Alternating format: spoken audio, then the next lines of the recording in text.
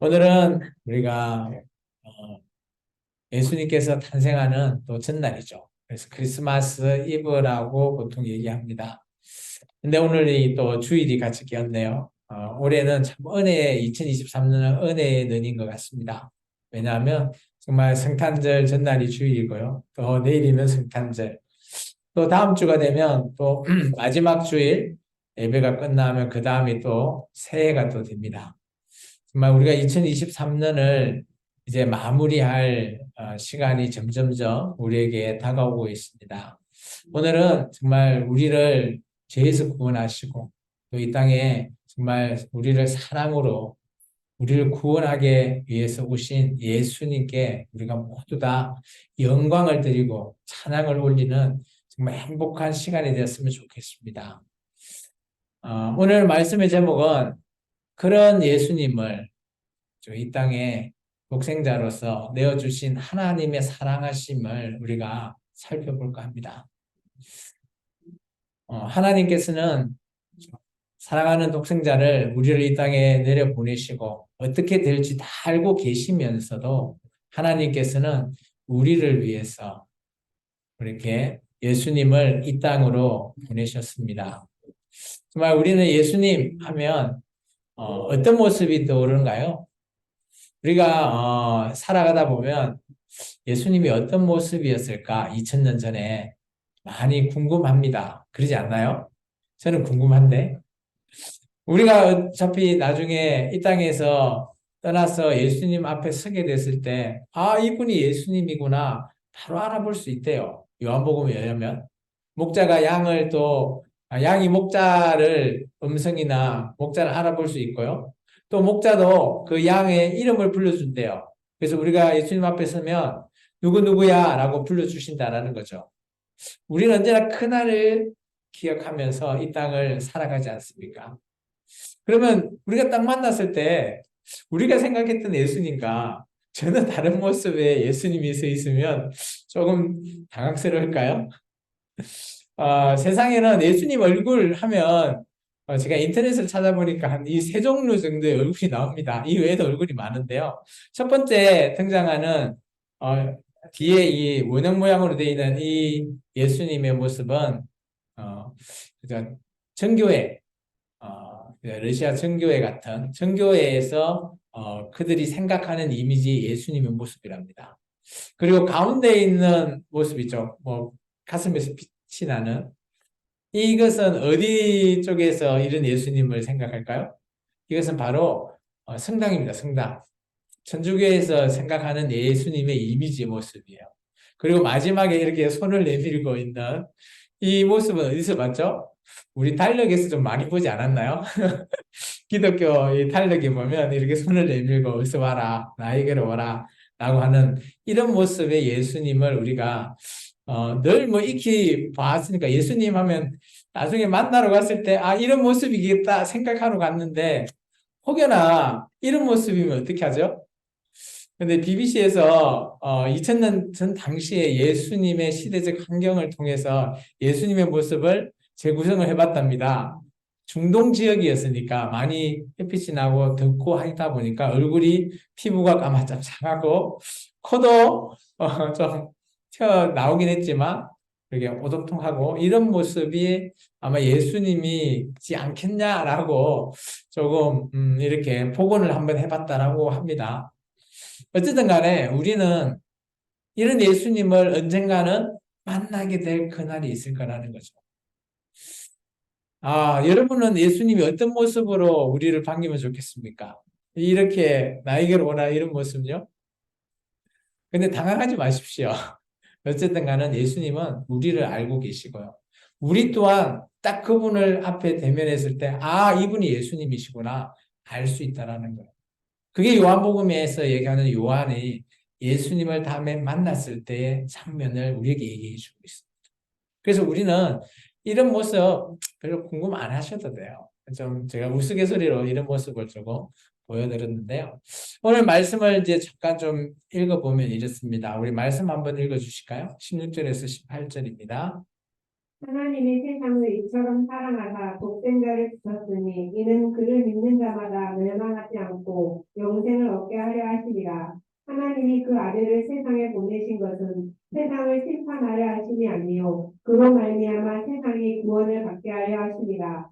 그를 믿는 자는 심판을 받지 아니하는 것이요 아니하는 자는 하나님의 독생자의 이름을 믿지 아니함으로 벌써 심판을 받은 것입니다. 아멘. 우리가 이 3장 16절의 말씀은 너무 잘 알고 있는 말씀이죠. 예수님을 믿지 않는 자들도 요한복음 3장 16절 하면 줄줄줄 깨고 있습니다. 여러분은 어때요? 깨고 있나요? 하나님이 이 세상을 이처럼 사랑한대요. 근데 이처럼이 어떤 내용이냐? 이건 제가 조금 있다가 거기에 대해서 제가 설명을 드리고요. 너무 사랑하는 나머지 하나님의 독생자를 우리에게 보내주셨죠.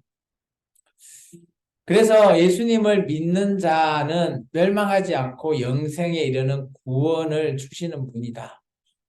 마태복음 1장에 보면 예수님의 뜻은 그죠? 자기의 백성을 구원할 자라고 말하고 있습니다. 구원한다라는 것, 우리의 생명을 건져준다라는 거죠. 언젠가 우리가 늘 꿈꾸고 있는 그곳, 천국이라는 곳을 우리는 꿈꾸고 있죠. 그곳에서 우리는 예수님과 함께 더불어 영원히 함께 살아가기를 꿈꾸지 않습니까? 오늘 그리스도인들은 모두가 아마 그것을 소망하고 있을 거라 봅니다. 근데 놀라운 거는 하나님께서 이렇게 얘기하고 있습니다. 하나님이 예수님을 보냈잖아요. 그러면서 하나님이 이렇게 증언 하죠. 17절에 보면 내가 그 아들을 세상에 보낸 것은 예수님을 통해서 심판하는 게 아니라 세상에 정말 악을 행하는 그 자들을 어떻게 하면 구원할 수 있을까? 그거 하나 바라보고 이 땅에 보내셨다라는 거예요. 근데 놀라운 거는 세상 사람들이 그런 하나님의 마음을 알지 못한다라는 거죠. 그래서 예수님을 믿는 저와 여러분은 그나마 그죠? 심판이 아니라 구원에 이르는 길을 우리가 얻었다라는 거예요. 지금이 기회라는 겁니다. 근데 세상의 모든 사람은 놀라운 거는 하나님의 독생자 이름도 믿지 않고요. 그러다 보니까 예수님을 더더욱 믿지 않는 거죠. 그게 뭐라고요? 벌써 세상에서 지금 이 땅에서 하나님의 아들 예수님을 믿지 않는 자들은 심판을 받고 있다고 말하고 있어요. 심판이 뭘까요? 저는 이렇게 생각합니다. 이 심판은 하나님과의 관계가 끊어진 거죠. 그것을 성경에서는 죽음이라고도 말하고 있어요. 우리가 죽는다라는 것은 이 땅을 다 떠나고 영과 육이 분리만 되고 언젠가는 우리가 가게 될 그 천국에만 간다? 물론 그것도 하나의 구원의 과정이고 그것도 심판의 과정입니다. 근데 정말 중요한 건 우리가 이 땅에 살아갈 때 기회를 얻느냐 얻지 못하느냐 그게 정말 중요한 내용이라고 저는 봐요. 우리가 하나님의 심판에서 벗어날 수 있는 유일한 길은 이 땅에서 우리가 예수님을 믿고 예수님이 원하시는 대로 우리가 살아가는 거예요. 맞습니까? 근데 세상에서는 하나님께서도 이렇게 얘기했어요. 세상에 두 종류가 있다고. 두 종류의 사람이 있다고 딱 분리해놔 버렸습니다. 그게 19절부터 21절이에요. 한번 읽어주세요. 그 정죄는 이것이니 곧 빛이 세상에 왔으되 사람들이 자기 행위가 악함으로 빛보다 어둠을 더 사랑한 것이니라. 악을 행하는 자마다 빛을 미워하여 빛으로 오지 아니하나니 이는 그 행위가 드러날까 함이요 진리를 따르는 자는 빛으로 오나니 이는 그 행위가 하나님 안에서 행한 것임을 나타내려 함이라 하시니라. 아멘. 여기서 빛은 예수님이에요. 이 예수님을 알아보지 못한다는 거죠. 빛과 빛의 반대말이 뭐죠? 어둠이잖아요. 빛보다 어둠을 더 사랑하고 있는 자들이 있는 반면에 그 빛을 존재를 알고 믿는 자가 있다는 거죠. 세상은 딱 두 종류가 될 거라고 하나님은 말하고 있습니다. 빛을 알아보고 그 진리대로 따르는 자가 있거나 아니면 빛보다는 어둠을 더 사랑하고 악을 행하고 있는 자가 있을 거라는 거예요. 과연 오늘 우리의 삶을 한번 되돌아보십시오. 우리는 세상의 빛의 존재로 살아가고 있는지, 빛이신 예수님을 사랑하고 있는지. 오늘 해답은 딱 나와 있습니다. 오늘 저와 여러분은 예수님이 이 땅에 참빛으로 오셨고 그 빛을 영접한 자들이죠. 그로 말미암아 저와 여러분은 그 빛의 소망대로 살아가야 된다는 거예요. 세상에 많은 악을 행하는 자, 빛보다 어둠을 더 원하는 자가 되지 마시기 바랍니다. 하나님께서 이 땅의 심판은 이미 다 심판을 이루었다라고 해요. 왜냐? 예수님을 알지 못하는 자는 심판받을 수밖에 없는 거죠. 그래서 우리가 심판하면 벌 받는다, 감옥에 간다, 뭐 이런 고통에 있다, 이런 쪽만 생각하고 있는 거죠. 그런데 우리가 나중에 가야 될 그 고통, 지옥이라는 곳, 불못이라는 곳, 그곳의 고통은 우리가 상상하는 것을 아마 초월할 거라고 저는 생각합니다. 따라서 우리가 이 땅에서 정말 회복할 수 있고 이 땅에서 진리를 따를 수 있는 유일한 길이 이 땅에서 살아있을 때라고 저는 봐요. 그런 우리에게 빛으로 오신 예수님을 믿는 자, 그 자들을 하나님께서 우리에게 구원이라는 것을 허락해 주셨다라고 말하고 있어요. 우리가 예수님이 믿어지십니까? 라고 물어봤을 때 많은 자들이 믿기는 믿는 것 같은데 그런데 피부로 와닿지 않아요. 뭐 이렇게 말하는 자도 있고요. 어떤 자는 교회를 나오지만 아직까지는 예수님을 제대로 믿을 수가 없는 것 같아요. 라고 말하는 자들도 있습니다. 근데 우리가 이게 믿는 것도 내가 믿고자 한다고 믿어지는 게 아니라는 거죠. 하나님의 은혜가 없으면 우리가 그게 믿어지지가 않는다라는 거예요. 정말 놀라운 거는 우리가 성경을 통해서 이 말씀을 늘 듣는 말씀이지만 어느 때 계속 듣다 보면 여러분의 믿음이 자라기 시작한다는 거예요. 그러다 보면 예수님이 믿어진다는 거죠. 이것을 제가 이렇게 표현을 하면 조금 그러죠. 무덤덤하잖아요. 계속 들으면 믿어진다. 근데 이걸 제가 설명을 잘 못하겠어요. 왜냐? 정말 믿어본 사람은, 믿어지는 사람은 그 내용을 이해하실 거예요. 처음에 교회를 나왔지만, 예수님을 알지 못하지만, 계속해서 얘기를 듣고 예수님이 어떤 분인지 듣다 보니까 정말 나도 모르게 믿어지는 거죠. 그걸 어떻게 말로 표현해요? 근데 놀라운 거는 그런 자가 있는 반면에 아무리 전도를 해도 믿으려고도 하지 않는 세상에 정말 어둠을 사랑하는 자들도 있다라는 겁니다. 하나님께서 세상을 이처럼 사랑했다라고 얘기했잖아요. 이처럼에 대해서 하나님은 그것이 답변입니다. 그럼 누구에 대한 답변일까요? 내가 이처럼 세상을 사랑한다? 질문이 있을 거 아니에요.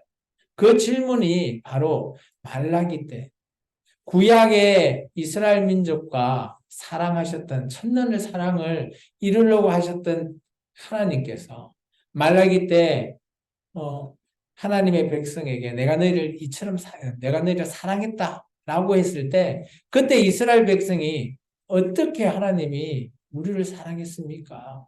그 질문에 하나님께서 고민하셨어요. 우리 그 말씀 한번 읽어볼까요? 말라기서 1장 2절의 말씀입니다. 앞에 화면이 있으니까 읽어주세요. 안 보이나요? 여호와께서 이르시되 내가 너희를 사랑하였노라 하나 너희는 이르기를 주께서 어떻게 우리를 사랑하셨나이까 하는도다. 나 여호와가 말하노라 에서는 야곱의 형이 아니냐 그러나 내가 야곱을 사랑하였고 이 말씀 말라기 말씀 읽어보면 하나님이 이때 당황하셨어요.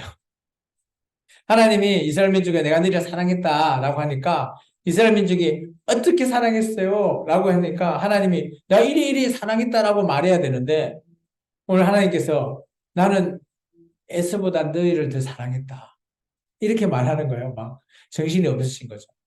그러면서 하나님께서 고민을 많이 하셨어요. 그래서 말라기 때 이스라엘 민족이 하나님 앞에 제사를 드리지만 그죠? 흠이 있고 안 좋은 것만 드리고 있죠. 그러다 보니까 말라기 하면 우리가 11조 얘기하잖아요. 11조 제대로 드려봐라. 내가 너에게 축복 쌓아주지 않겠냐. 그건 일예예요. 예. 그 당시 이스라엘 민족이 얼마나 하나님을 경외하는 마음이 형식적이고 하나님을 경외하는 마음이 없으면 하나님께서 이렇게 얘기했을 때 하나님께서 마음이 다쳐졌어요. 저는 그렇게 봅니다.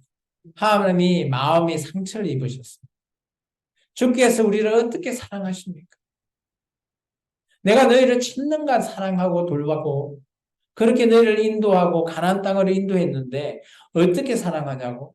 마치 이런 거죠. 부모와 자녀 간이 관계를 하는 거죠. 마치 가정과 같은 존재예요. 부모님은 그죠? 애를 키우고 돌보고 양육하고 먹을 거 주고 하는데 그죠? 밥을 차려놨는데 자녀가 반찬이 없다고 투정하면서 그죠? 먹을 것도 없다고 투정하고 있는 그런 꼴이죠. 나는 사랑한다 하니까 어떻게 사랑해? 근데 그 자체가 사랑인데 그걸 몰라주는 정말 자식과 같은 이스라엘 민족들. 하나님의 백성이 그렇게 되면 안 되는 거죠. 하나님께서 고민을 하시다가 정말 150년의 시간이 지난 이후에 요한복음 1장 3장 16절을 통해서 하나님이 답변하신 거죠. 하나님이 세상을 이처럼 사랑한다. 어떻게 사랑한다에 대한 답변인 거죠. 하나님이 내가 너를 이처럼 사랑해서 예수를 독생자 예수를 너에게 보냈다라는 거. 그게 하나님의 답변입니다. 어떻게 사랑했어요? 내 외아들 독생자를 너에게 줘서 너희 죄를 사해 주기 위해서 보냈다. 하나님의 사랑하심이 느껴지십니까?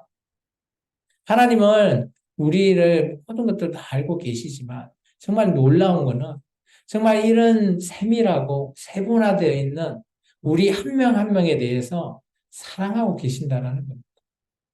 그것을 그의 아들 독생자 예수님을 통해서 말하고자 하는 겁니다.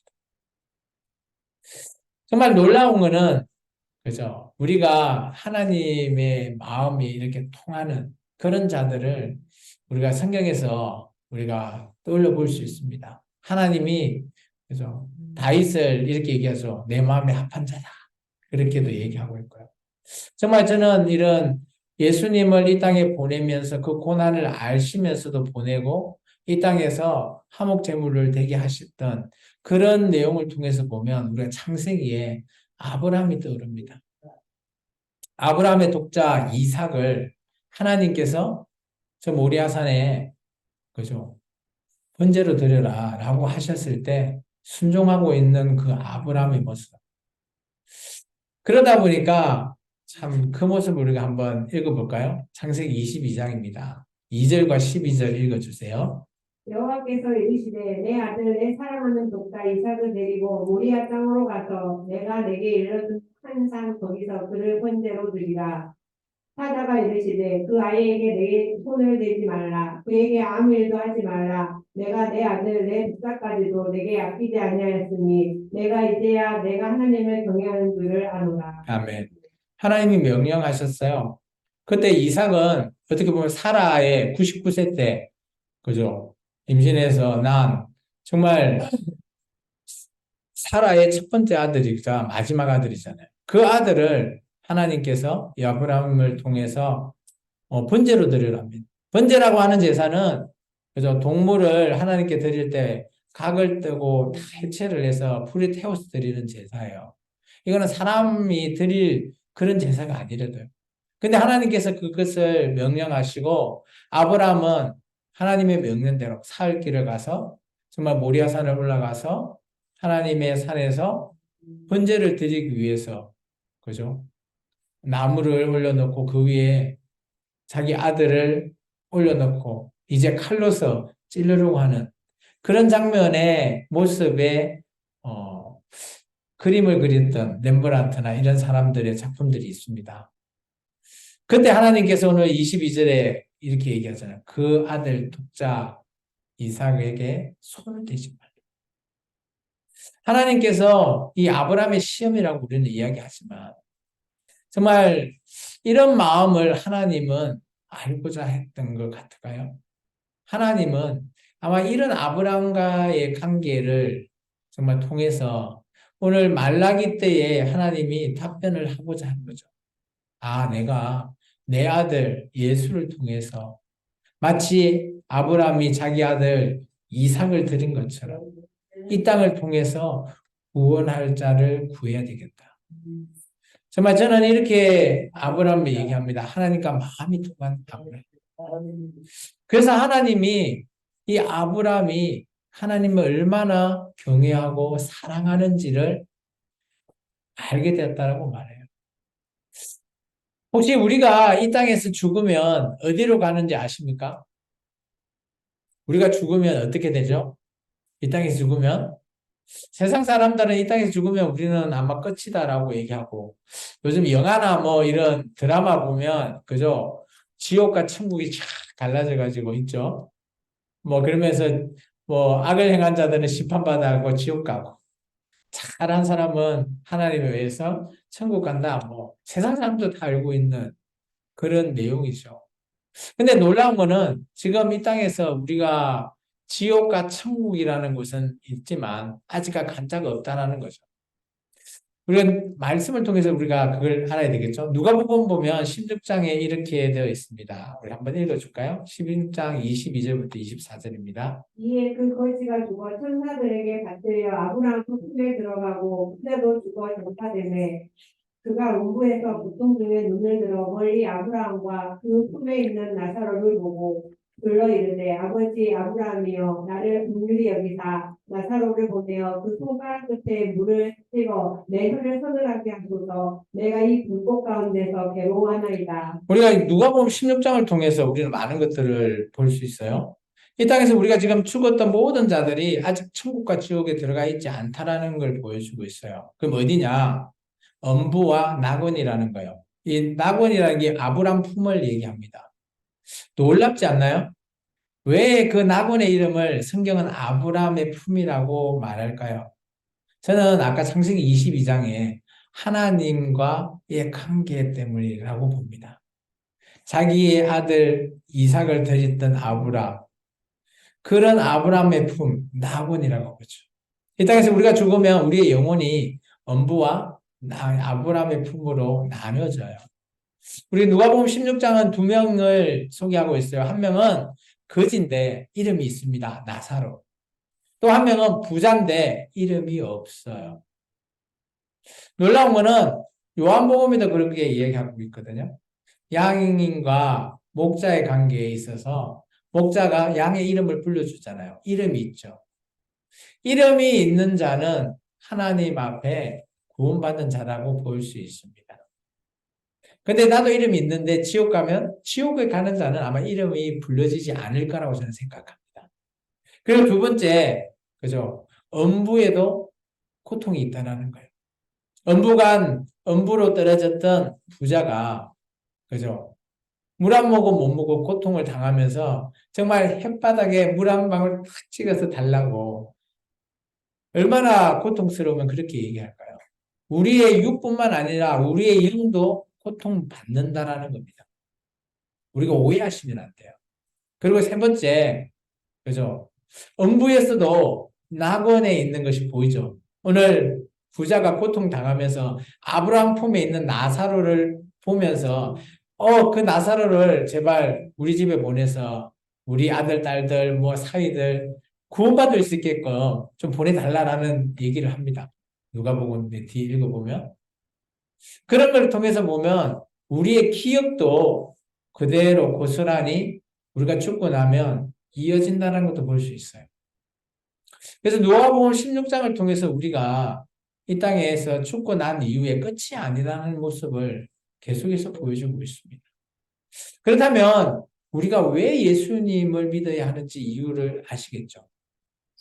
내가 이 땅에서 그냥 고통스럽지만 빨리 죽어야지 하면서 죽는 자살을 하거나 그런 거 하시면 안 되는 이유도 있다는 거예요. 이런 모든 것들을 우리가 종합해 보면 우리가 이 땅에 살아갈 때 정말 예수님을 믿고 예수님이 원하는 삶대로 살아간다는 건 쉽지 않을 겁니다. 그렇지만 그것을 하나님이 원하시는 거예요.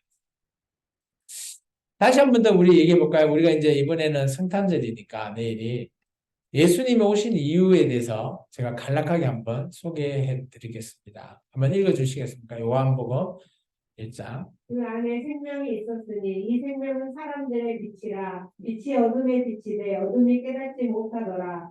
그 밑에요. 온 세상에 와서 각 사람에게 비추는 빛이 있었나니. 아까 우리 요한복음 3장에서 얘기했지만 빛과 어둠을 얘기했죠. 근데 이 빛이라고 하는 것, 그 참빛, 세상에 비추는 그 빛이 바로 예수님을 가리키는 겁니다. 근데 놀라운 거는 우리의 생명에 빛이 있다라는 거예요. 그런데 이 빛이, 그죠? 이 어둠에 덮여서 알지 못하는 거죠. 그래서 아까 3장 16절부터 21절까지 보면 두 종류 사람이 있잖아요. 진리를 따르는 자는 이 참빛인 예수님을 알아보고 구원에 이를 수 있지만, 그러지 못하고 악한 자는, 어둠에 갇혀 있는 자는 빛이라고 하는 존재가 내 안에 있지만 알지 못한다는. 어리석어서 알지 못할까요? 아니요. 그렇지 않다라는 거. 그리고 요한복음 1장 10절에 그런 빛을 알아본 자에게 이렇게 얘기하고 있습니다. 같이 한번 읽어볼까요? 앞에 화면 있죠? 그가 세상에 계셨으며 세상은 그로 말미암아 시험받았으되 세상이 그를 알지 못하였고 자기 땅에 오매 자기 백성이 영접하지 아니하였으나 영접하는 자 곧 그 이름을 믿는 자들에게는 하나님의 자녀가 되는 권세를 주셨다라고 말하고 있죠. 그래서 우리가 그 빛을 아는 자는 빛이라고 하는 예수님을 믿고 영접할 수 있는 기회를 주셨다라는 거예요. 그런데 세상의 모든 그 백성들이 이 빛을 알지 못하는 거죠. 어둠에 갇혀 있었어요. 알지 못하는 거예요. 그래서 예수님이 이 땅에 오신 것은 이 어둠 속에서 빛이라는 존재가 되시기 위해서 오신 거예요. 여러분, 캄캄한 밤에, 그죠? 아무것도 없다 생각해 보십시오. 요즘 휴대폰이 있어서 빛이 있는데 아무것도 없는 그런 어두운 밤에 정말 이 성냥개비 하나 탁 켰을 때 불이 켜지잖아요. 빛이잖아요. 이 빛이 딱 켜지면 물론 잠시 잠깐이지만 그 빛이 비춰졌을 때 어떤가요? 우리의 두려움 모든 것들이 다 사라지죠. 그렇지만 어둠 속에 있으면 모든 것들이 두려워집니다. 우리는 이처럼 세상에서 이런 두려움에 찌들러 있고요. 세상을 살아가고 있으면서 우리가 심각한 문제나 이런 것들만 바라보고 있지. 예수님이 그 빛으로 세상을 밝혀주는 곳에 있는데 그것을 우리가 깨닫지 못하고 있다는. 따라서 예수님이 이 땅에 오신 거죠. 그래서 우리가 정말 이렇게 교회에 놓으셔서 예수님을 영접하고, 다 영접하셨잖아요. 영접하고 세례받고, 이렇게 믿는 게 얼마나 귀한지, 얼마나 정말 소중한지를 여러분이 좀 느꼈으면 좋겠어요. 하나님이 예수님을 이 땅에 독생자를 보내주신 이후에 그 사랑하심이 느껴지지 않습니까? 마치 부모가 자녀를, 그죠? 어린 자녀를 길 밖에 내보내면서 혼자 설 수 있게끔 위태위태하고 뒤뚱뒤뚱 하면서 걸어가고 있는 그 뒷모습을 보면서 조마조마는 하지만 그래도 혼자 살아갈 수 있게끔 바라보고 있는, 그러면서 그런 장애물을 걷어내어 주는 모습, 마치 그런 모습으로 저는 보여져요. 이 땅에 예수님을 통해서 우리의 죄라고 하는 그런 장애물을 걷어주시는 하나님이 뒤에서 사랑하시는 모습. 오늘 우리는 그런 하나님을 사랑하는, 그런 하나님께 예배하는 거라는 거죠. 에스라 성경 강좌에서는 예수님이 이 땅에 오신 목적을 30가지 넘게 소개하고 있습니다. 이제 시간이 뭐 많이 갔으니까 잠깐 한번 보여주면서 제가 소개를 드릴까 합니다. 예수님이 우리를 위해서 이 땅에 오신 목적이 있습니다. 우리는 알지 못하는데 예수님과 하나님은 우리를 너무 사랑하셔서 이렇게 보내셨다라는 거예요. 첫 번째는 저는 이거예요. 영적 세계라는 거예요. 우리가 이 땅을 살아가고 있지만 영적인 세계가 있다라는 겁니다. 그것을 알려주시는 거죠. 우리가 영적이라고 하는데 영적인 게 어떤 건가 하면 첫 번째, 저는 세 가지를 봅니다. 첫 번째, 하나님. 하나님이신, 그죠? 예수님도 그러고요. 성령 하나님도 그러시고요. 그리고 천지를 창조하신 성부 하나님도 하나님이라는 존재가 영적인 존재죠. 두 번째, 사탄입니다. 사탄도 영적인 존재예요. 우리를 방해하죠. 오늘도 뭐 이렇게 지난주인가요? 뭐 예배 나오려고 하는데 뭐 차에 펑크가 나고 나오지 못하고 그런 것부터 시작해서 막 불화가 생기고 문제가 생길 수 있다는 거죠. 그게 우리가 단순히 문제가 있어서 그렇다 아니에요. 영적인 부분이라고 봅니다. 세 번째는 영적인 존재는 바로 사람입니다. 왜 그럴까요? 창세기 2장을 통해서 보면 하나님이 인간을 만드셨을 때 흙으로 빚고 아담을 그리고 하나님의 생기가 우리에게 부르짖으면서 생명이 되잖아요. 영이 돼요. 하나님의 그죠? 영이 우리에게 들어오셨기 때문에 우리 자체가 영적인 부분이에요. 그래서 인간적으로라고 말하고 있는데 그게 영적인 존재입니다. 왜냐? 우리의 안에 하나님의 영이 함께하고 있기 때문에. 그래서 우리가 성령 하나님, 그죠? 예수님이라고 우리가 부르고 교제할 수 있는 이유가 뭘까요? 우리 안에 영이 있기 때문이죠. 그래서 이 예수님이 이 땅에 오신 목적은 우리가 어둠에 갇혀서 이런 영을 알지 못하고 있기 때문에 영적인 세계를 알려주시기 위해서 오신 거예요. 그리고 하나님과 삼위일체 하나님이 어떤 분인지를 알려주시는 거죠. 그리고 악한 영, 사탄의 존재도 영적인 부분이라는 거예요. 그래서 크게 하나님, 사탄, 사람이라는 이런 영적인 세계를 알려주시기 위해서 이 땅에 오셨다. 그리고 예수님을 통해서 그죠?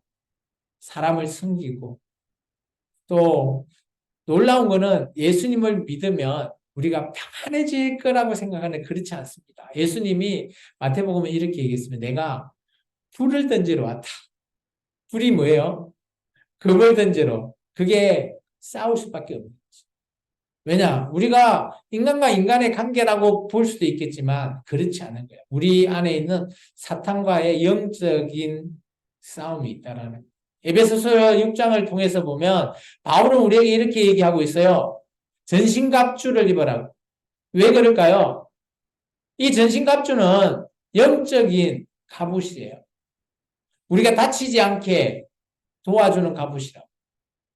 그냥 세상에서 사람과 사람의 싸움이 아니라 공중 권세를 잡은 저 사탄과의 싸우기 위한 그랬기 위해서 전신갑주를 입으라고 말하고 있죠. 그리고 오늘 예수님이 이 땅에 오신 이유가 아까 우리가 봤지만 천국과 지옥이라고 하는 존재도 있고요. 죽고 난 다음에 심판이 있을 거라는 것. 그리고 예수님께서 그죠? 죽음의 권세를 깨뜨리시고 부활하셨잖아요.